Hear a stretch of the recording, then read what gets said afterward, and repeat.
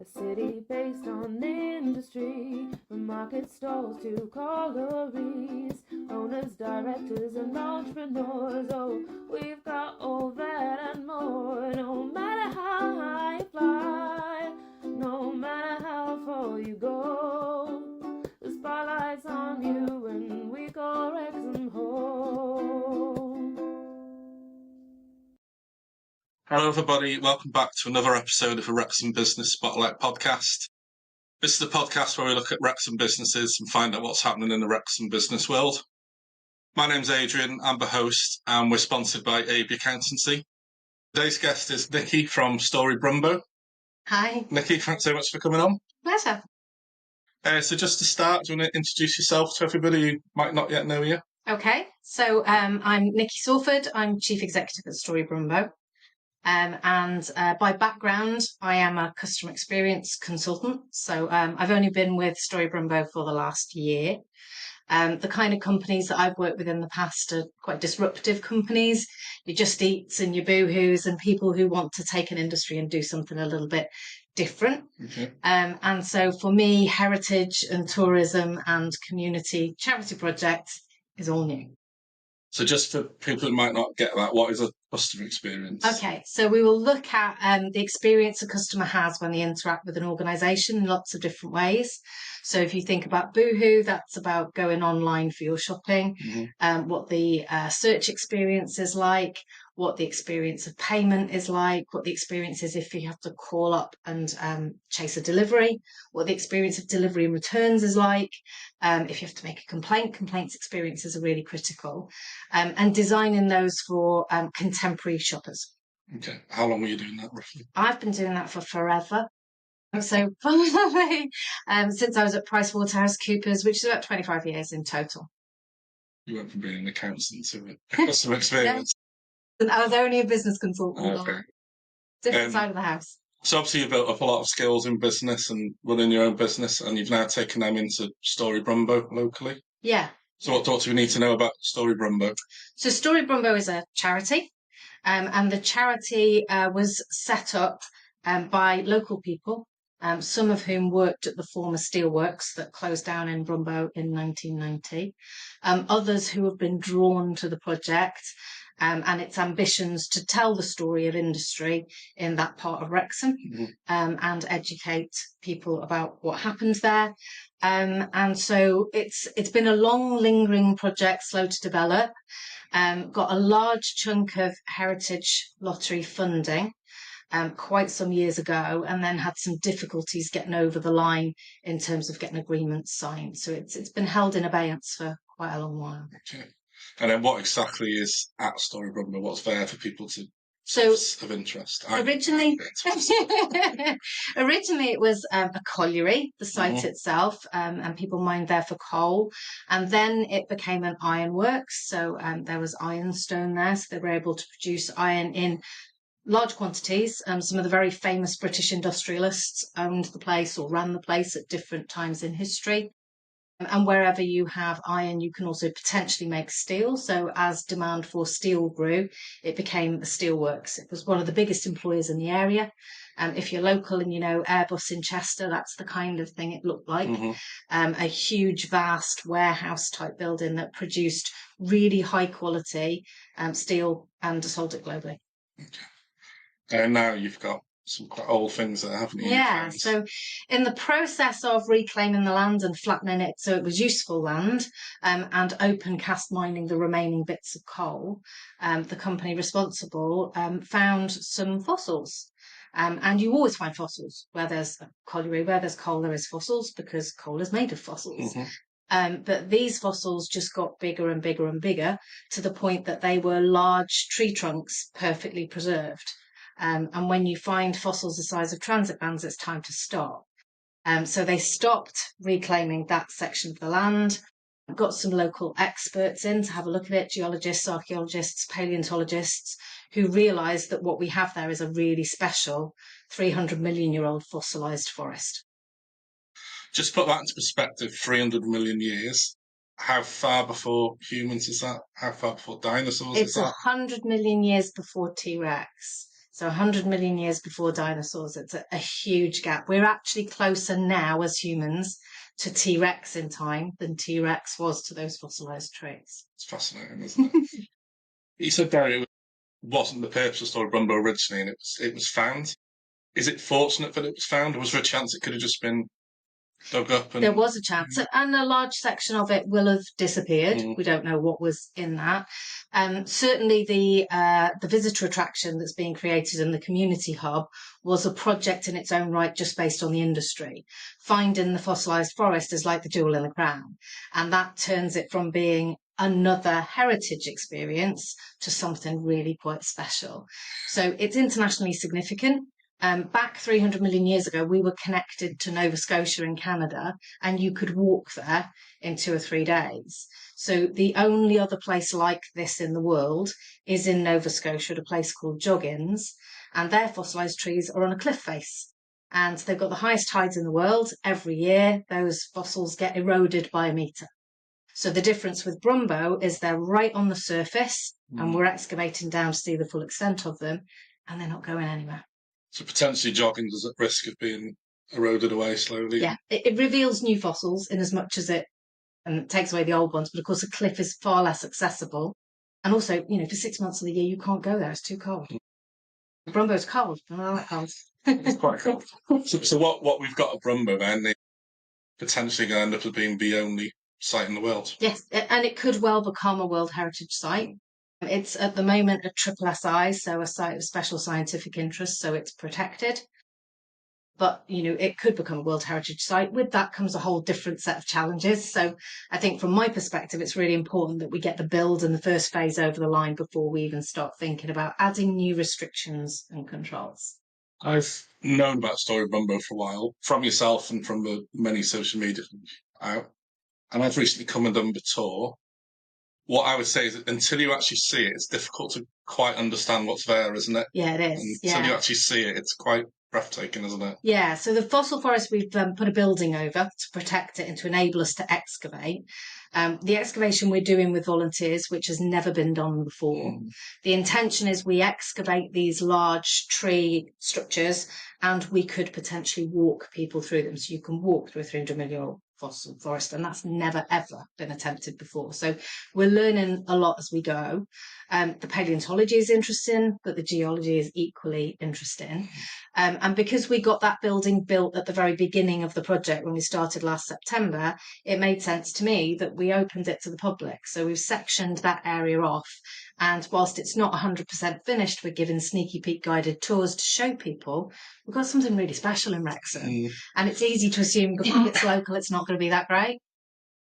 I think it's it is absolutely fantastic. Yeah, I was completely taken away by it. And the tour guide I had was excellent. He's so passionate about it, and that just spills out. The interesting bit was when I went up, it just had a week of having some volunteer, I think they were uni students. Yes, up. Yeah. And he showed us the area they'd worked on, and it was so small to be able to excavate the rock. And it is a lot of work up there, isn't it? It is a lot of work. It's going to take.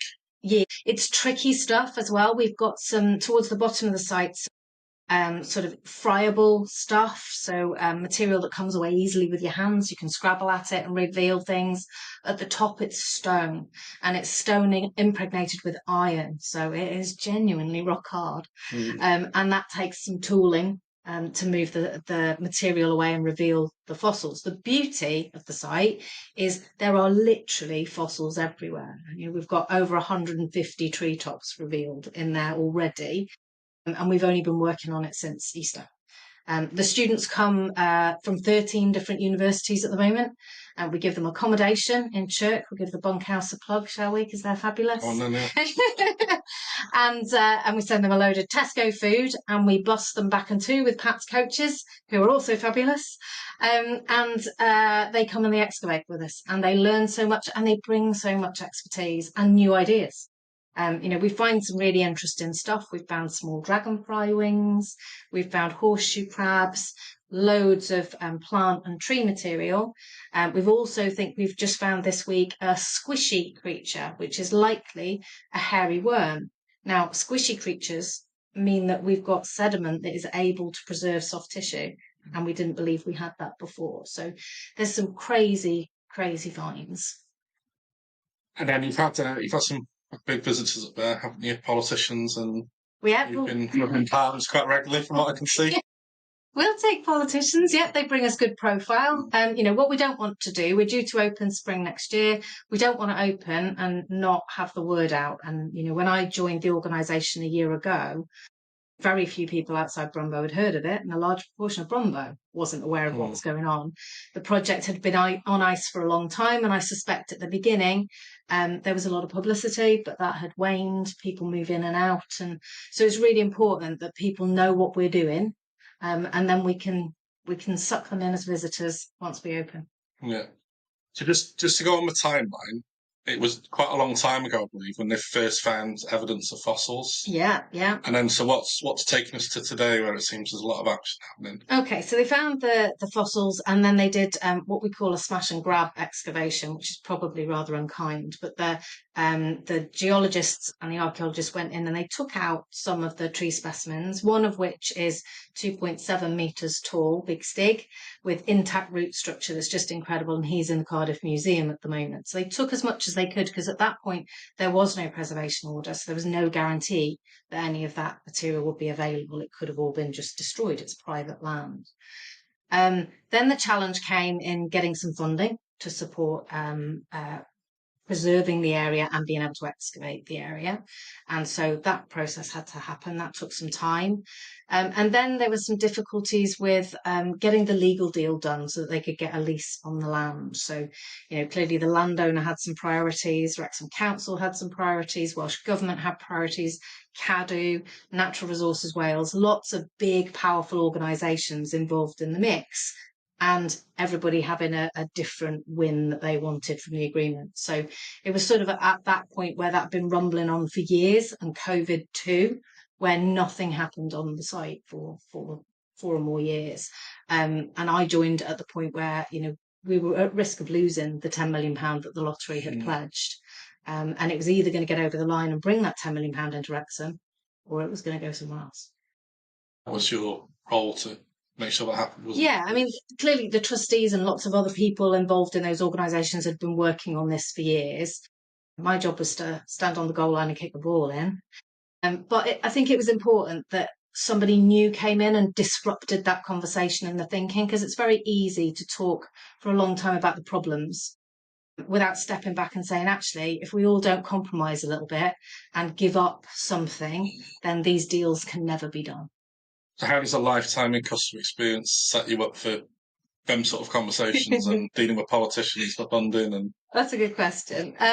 I guess it's about people, isn't it? I think I'm reasonably good at working with people and getting groups of people to come together and solve a problem. So I think that's one of the skill sets. Also, because I'm a consultant by nature, I tend not to be too emotionally attached to anything. So other people who've been around the project for a very long time have a different degree of emotional attachment. I come in very dispassionate, with a clear idea of what the objective is and what we need to do. So I can be a bit more gung-ho, and, as you know, quite straightforward. And so I say it as it is. And I don't think it hurt in this situation to have a female in the mix. A very male-dominated environment still is, and sometimes that brings its own difficulties. So somebody coming in with a different head on helped. what does £10 million get us at Stori Brymbo? £10 million will get us 3 of the old buildings that are quite severely dilapidated, fully refurbished. It will get us the new fossil forest building that we've already got, and it will get us a Story of Steel recreation, which is all the steelworks buildings were taken away, shipped to China, and I believe are still working there as steelworks. And so we're going to tell the story of steel through a series of containers that are made of steel.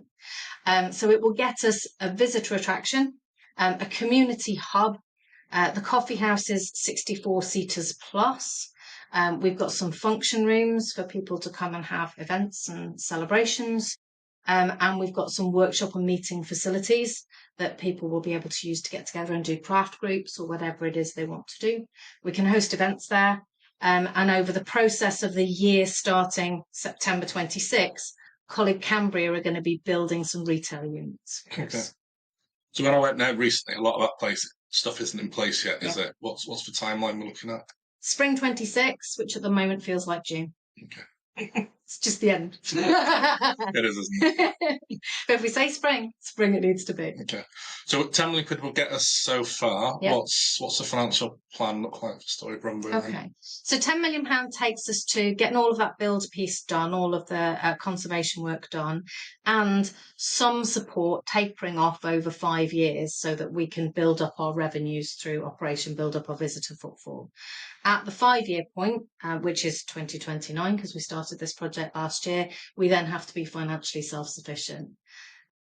The intention is that the profit that we make from the business, if you like, the business operations, then gets fed into the charity to do good works in and around the area. So if people want to come to Stori Brymbo, what they likely to see at the moment?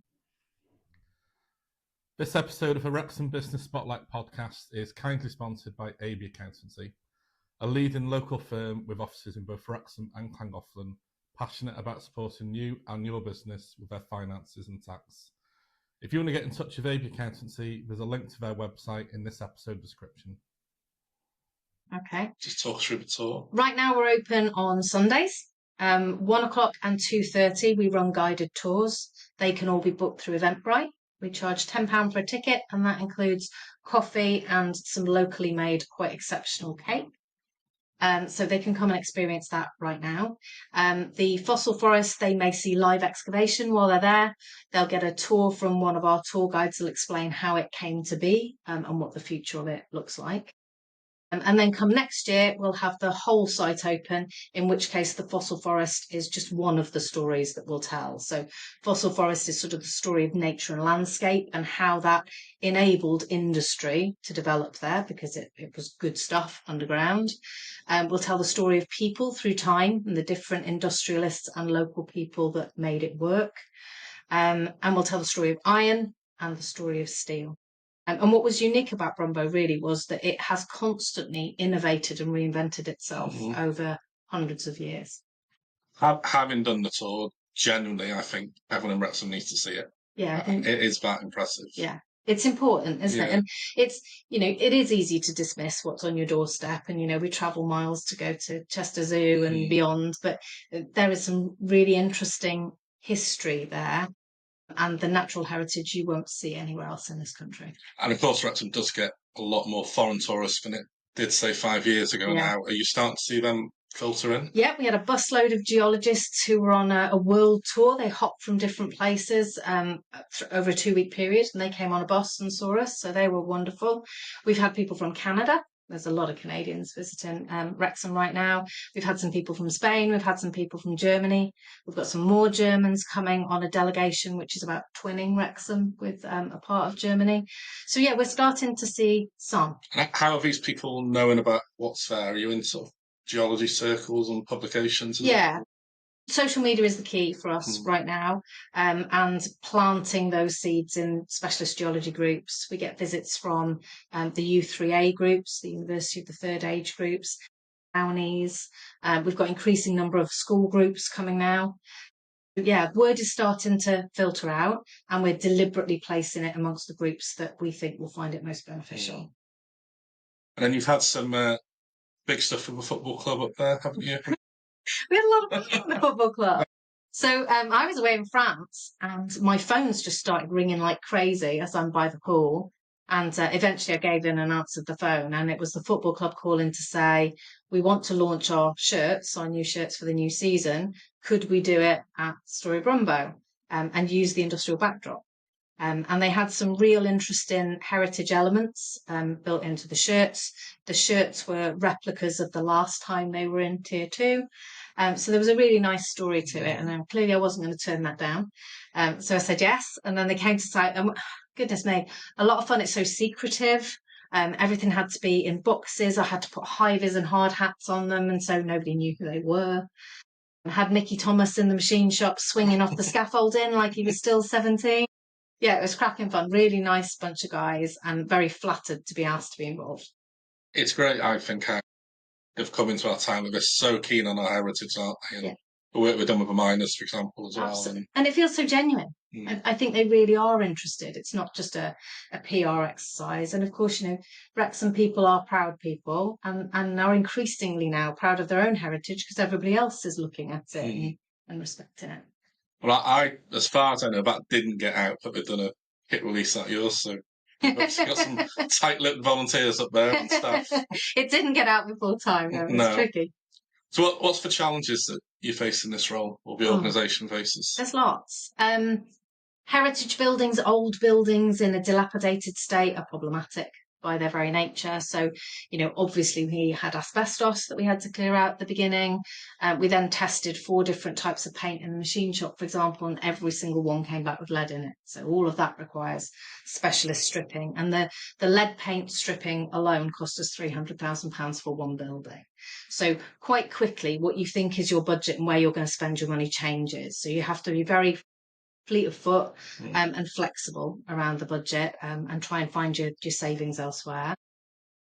What are our other challenges? I think because the project has been delayed for such a long time, I think we still have some issues within the community, believing that it's really happening, despite the progress that's being made and the visibility of it. They were really hurt by the 1990 closure of the steelworks. There's a real sense in the community of loss, that they lost something really important and valuable to them, that they were hard done to, that it was unfair, and they have perhaps lower expectations of, what might come their way and a bit of cynicism. So overcoming that, we're doing it bit by bit, and more of the community is getting behind us, and that's really lovely to see, but it takes some doing, perhaps harder than I imagined that was going to be. The fossil forest in itself is a challenge because it's such a important and rich research resource. So, we've got academics all over it, but at the same time, it's a visitor attraction, and it's the visitors that will end up paying to support the research. So trying to get the balance right between what the academics need and what visitors need is a challenge. And that is a constantly changing space as well. So, the more we dig and excavate, the more we have to change the shape of the wooden infrastructure we've got inside the building. Is it fully understood the scale? How big the forest is? I know you've got the building over what you're working on. Yeah. Is it perhaps? So the section that we're working on, we think, is 20% of the productive site. So it extends back beyond the building that you went into, and if you're looking towards the back of the building, over to the left. So we know what's lost in front of it across the road, and the road has been built since in front of the building. But we've got quite a large proportion at the back. And now looking towards the back of the site, we also think we've found some marine environments. Well, we didn't believe we had marine environments. We thought we only had freshwater environments. Yeah. So there's another section.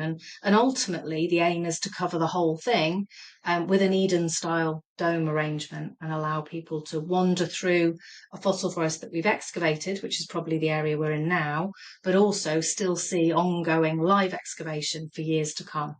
So is that going to require more sort of central funding to come in then? It will require considerably more money. Yeah. Biggest challenge you face? Again. I don't know. I mean, I didn't do the fundraising bit for the first piece, so I guess for me that would be quite interesting. But I think to tie in with hopefully a win for City of Culture in Wrexham for 2029 would be the perfect timing. We can do something incredibly special then. What are the opportunities ahead for Stori Brymbo? We keep developing. Well, the heritage, there's lots more to tell. So one of the big things up at Brymbo that we're not telling through the first phase is the story of rail. There was extensive rail network up there, which enabled them to move all of the industrial material around.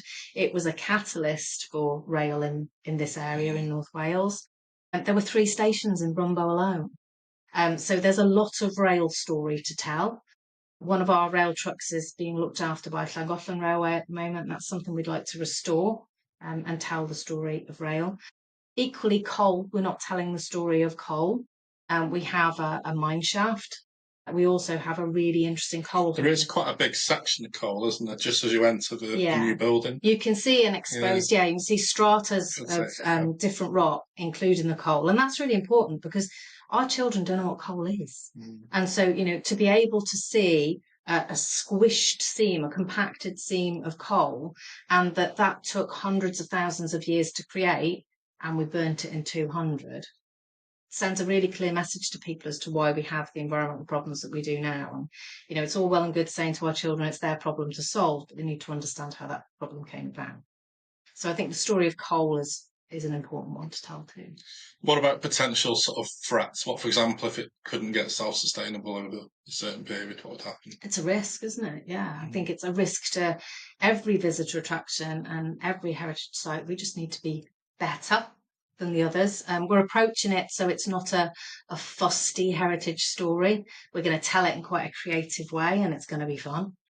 So we're trying to do different things, but also, Wrexham's a beautiful bubble right now. If you wanted to locate a visitor attraction anywhere, this is the place you'd want to do it. So we're in the perfect place. I personally have never experienced business support like I get in Wrexham. And so I don't think we could be physically better located. I mean, just to sort of tie it back to his podcast, she did say you're a charity, but you're obviously a viable business, aren't you? You're trying to make this work. Yep. Do them two things work hand in hand, or do they butt heads a little bit? I think they might butt heads a little bit. I mean, I guess we haven't got to the stage where I'm seeing too much of that yet, but I think it could come. So the way the organisation will be structured is it's been a charity to this point. We will set up a trading company, and the trading company will run the trading businesses with a board that is separate to the trustee board that runs the charity. And at the end of every year, the trading company will donate all of its profits to the charity, and then the charity decides how they disseminate and use those profits. So yeah, I think there is the potential for some conflict. All good fun. Yeah. Plans for the future? Is there anything else we've not covered yet that you're doing? No, I don't think so. Everything we can see. Festival. Well, we've got Brymbo Rocks on the 27th of September, which is a big music festival. Got really good lineup of local bands. The Tramps, Big Beat, and we've got Guitar Ollie, who's playing there too. Premier Radio are hosting the whole day and broadcasting it. So, yeah, it's a big one. It'll be 1,000 people event. Not something I've been involved in before, so slightly nerve-wracking, but exciting. And for yourself, are you wedded in at Brymbo? Or? Yeah, I think I'm still a bit of a culture shock, but that keeps things lively, doesn't it? It does, yeah. To wrap up, we always have 3 quick-fire questions for our guests. Okay. First one, if someone new was starting a business, they came to you with all your vast experience as a customer experience operator and a Stori Brymbo charity operator, what's the one piece of advice you'd give? I think we all have a tendency at work to put on a professional persona. And I think if you bring yourself as a person outside of work and you're really genuine and you can communicate that actually I'm here to do something valuable and there's value for everyone, I think then you can find the compromise. So I think be yourself at work and not too professional. Great, that's good advice. What does success look like for you? Success looks like getting the place open on time for a start. And that's no small order. I think beyond that, it is making sure that we are profitable at the end of the 5 years. I'm really confident now people will walk in the door first year because that word is getting out. We've got over 500,000 views on Facebook alone every 28 days. People know we're there now, so I'm confident we will get traffic. Getting them. Do you know the footprint of them views? How much of it is Wrexham based? About 65% now. Okay. It was 98% when I came, but it's much broader now. Making sure we've got the right products to sell to people. Retail will only work if people want to buy what we're selling. And, making sure we've got the price point right in the coffee house and a really good experience in the coffee house, particularly for local people, because they're not going to want to do the whole experience every time they come, but they might come for coffee every week. Yeah. So I think that's an important win. Okay. And then finally, Spotlight's been on you for this episode. We like you to shine that back on another local business. Okay. So someone you think deserves a bit of praise and mention. I don't think I can pick one. I think that's really tricky. But I will pick a group in that I think Wrexham has got a burgeoning group of local artisans making really interesting food and drink. they're really micro businesses at the moment, and it's hard for them to get traction and get on the radar. But I think we've got an incredible food and drink scene that's bubbling up, and we're really keen to support that. Okay, so we could see some of them up at your visitor centre. You will definitely see some of them. So we've already got an orchard group who produce cider, apple juice and apple cider vinegar. That's currently run by volunteers. They've been on site for a number of years now. Stone Circle Mead are a local mead manufacturer. They're going to come onto site, and we're going to be growing with them some really interesting flavourings for the different meads. We're currently in the process of taking cappings, which is part of the wax product from our beehives. We've got 18 hives of Welsh black bees up there, and we're going to be using the cappings to produce a Christmas mead. Okay. We've also got Welsh Witch Gin. Welsh Witch Gin are based in Brymbo. Friends of ours on the podcast. Are they already? Yeah. Excellent. And they will be producing different flavours of gin on site. And we can retail those items on site. I think what's also really important is people are interested in food and drink experiences and how things are made. So the maker tours, the get your hands on and make your own gin, I think can be a really important part of the experience. So there'll be a lot of product from site, manufactured by local business on site, and then sold within your facilities as well. Absolutely, and using products that flavour them from nearby. I think that's really important. And then amongst the artisans are creatives too. So we've got a number of artists who will be exhibiting in our gallery. Some of them do crochet and embroidery and makery type stuff. Some are photographers, do some really interesting photography. We've got painter artists. We've got metal sculpture artists, all sorts. And again, it's one thing to bring those things to show and to bring those things to sell, but I think it's even more important that people get hands-on and get involved. Every artist that exhibits will run workshops that link to their product and their techniques and give people a go. Becky, thanks so much for coming on and for letting everyone know about Stori Brymbo, what we need to do. You're welcome. Come up and visit. Absolutely. Come and visit. Thank you very much. Thank you. Cheers. Thank you for listening to this episode of the Wrexham Business Spotlight podcast. Please like and hit the share button, and please leave us your comments and thoughts on any of our social media pages. See you at the next one.